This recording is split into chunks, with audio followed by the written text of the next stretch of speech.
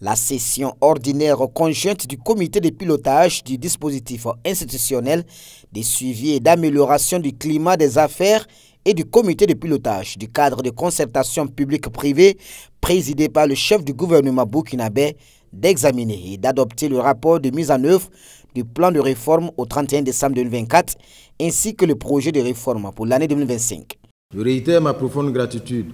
aux partenaires au développement tout en les exhortant à continuer d'apporter leur appui constant aux efforts du gouvernement dans le processus d'amélioration de l'environnement des affaires et du dialogue public-privé. Chacun devra jouer pleinement sa partition pour assurer à notre pays un environnement favorable à la réalisation des investissements productifs, gage d'un épanouissement économique et social certain de nos populations. Je souhaite qu'à la prochaine session des comités de pilotage, nous puissions aboutir à des résultats plus concrets dans la mise en œuvre des recommandations et dans l'implémentation des réformes identifiées. Toute chose qui permettra au Burkina Faso d'améliorer son attractivité en matière d'investissement.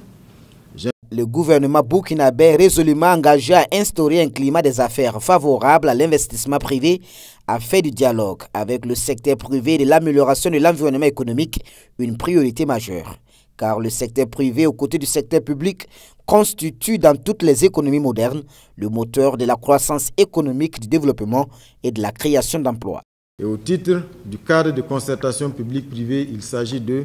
l'approvisionnement stable et continu en eau et en électricité à un coût concurrentiel, l'amélioration de la qualité des infrastructures économiques, la construction d'ouvrages de retenue d'eau, la réglementation du secteur de la gestion des parkings, la prise d'un texte réglementaire permettant aux entreprises de participer au financement de leur organisation, le patronat notamment conformément aux usages dans les pays de la sous-région, la relecture de la loi portant un régime foncier rural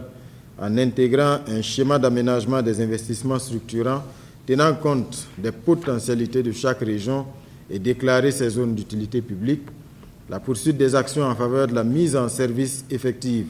de la plateforme digitale de dialogue public-privé. La création de ces cadres de concertation publique-privée vise ainsi à favoriser les échanges entre acteurs et à lever les obstacles entravant la fluidité du climat des affaires. Malgré un contexte international et national difficile, le gouvernement reste déterminé à créer un cadre propice à l'émergence d'une élite économique dynamique au service d'un développement durable et inclusif du pays.